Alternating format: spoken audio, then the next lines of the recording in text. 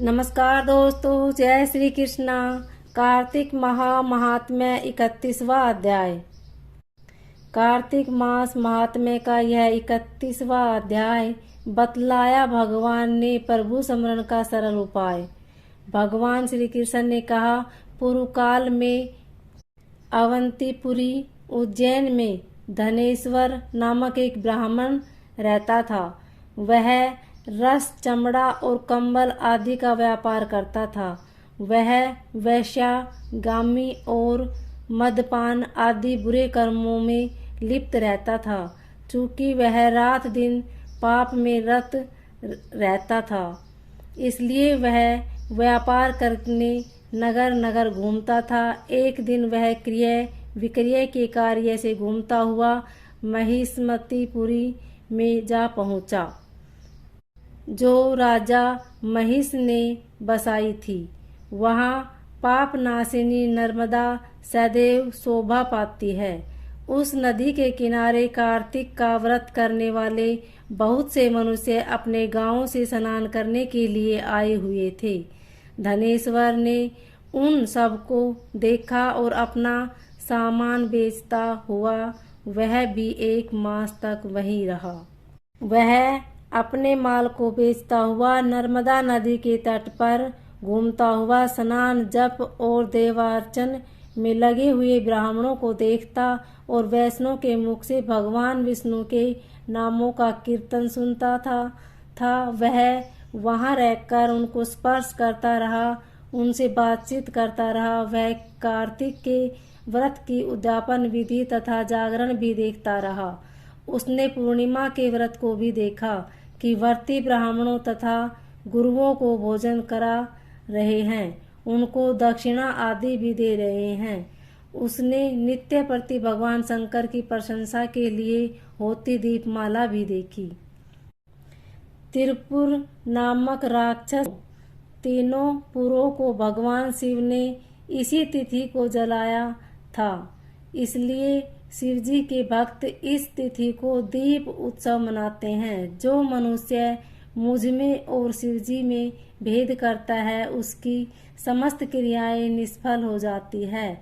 इस प्रकार नर्मदा तट पर रहते हुए जब उनको 1 माह व्यतीत हो गया तो एक दिन अचानक उसे किसी काले सांप ने डस लिया।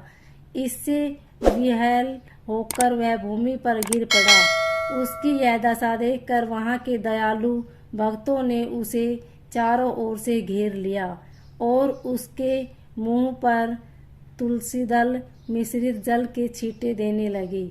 जब उसके प्राण निकल गए, तब यमदूतों ने आकर उसे बांध लिया और कोड़े बरसाते हुए उसे यमपुरी ले गए। उसे देखकर चित्रगुप्त ने यमराज से कहा, इसने बाल्यावस्था से लेकर आज तक केवल बुरे कार्य ही किए हैं।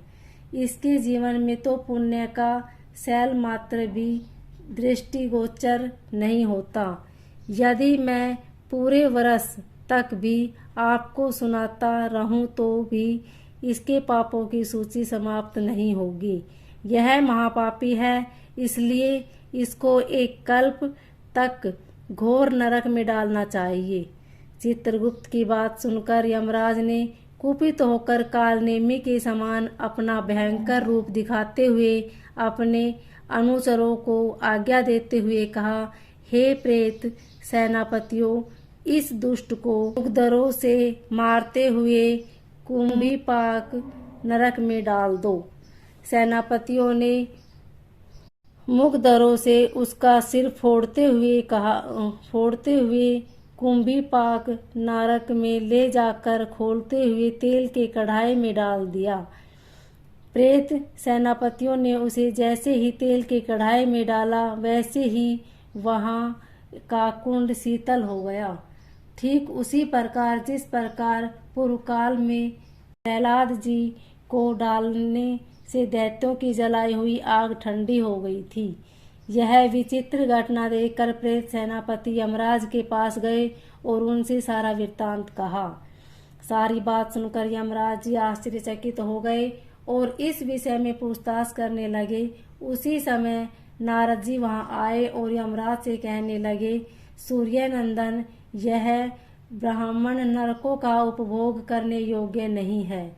जो मनुष्य पुण्य कर्म करने वाले लोगों का दर्शन, स्पर्श और उनके साथ वार्तालाप करता है, वह उनके पुण्य का 6वां अंश प्राप्त कर लेता है। यह धनेश्वर तो 1 मास तक श्री हरि के कीर्तन व्रत का अनुष्ठान करने वाले असंख्य मनुष्यों के संपर्क में रहा है। अतः यह उन सब के पुण्यांश का भागी हुआ है।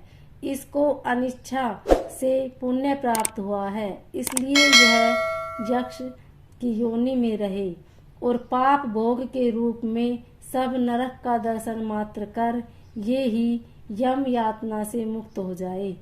भगवान श्री कृष्ण ने कहा, सत्यभामा नारद जी के इस प्रकार कहकर चले जाने के पश्चात धनेश्वर को पुण्यात्मा समझते हुए यमराज ने दूतों को उसे नरक दिखाने की आज्ञा दी।